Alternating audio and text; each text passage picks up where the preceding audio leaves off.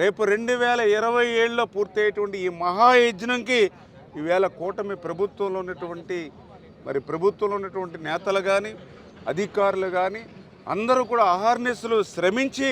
అంకిత భావంతో ఈ పోలవరం ప్రాజెక్టుని పూర్తి చేయడానికి మేమందరం కూడా ప్రయత్నం చేస్తూ ఉన్నాం.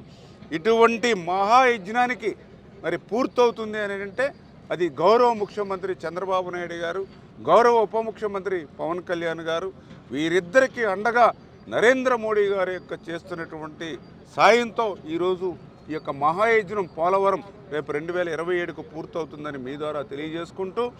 ఇటువంటి పోలవరం ప్రాజెక్టు నిర్మాణం జరుగుతూ ఉంటే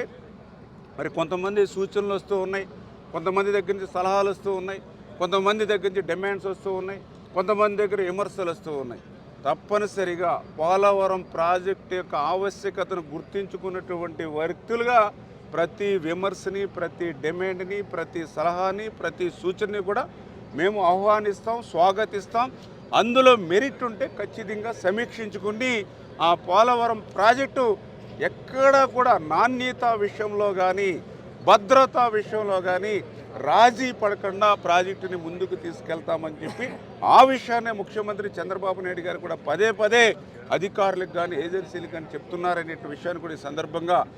తెలియజేసుకుంటూ, ఈ పోలవరం ప్రాజెక్టు కూడా నిర్మాణం అంతా కూడా సిడబ్ల్యూసి డిజైన్స్ ఏవైతే ఇచ్చారో ఆ డిజైన్స్ ప్రకారం ఈ ప్రాజెక్టు నిర్మాణం జరుగుతుంది. సిడబ్ల్యూసి ఇచ్చిన డిజైన్స్ ప్రకారం పోలవరం ప్రాజెక్టు నిర్మాణం సాగుతుందా లేదా, ఈసీఆర్ఎఫ్ డ్యామ్ నిర్మాణం సాగుతుందా లేదా, డయాఫ్రమ్ వాల్ నిర్మాణం సాగుతుందా లేదా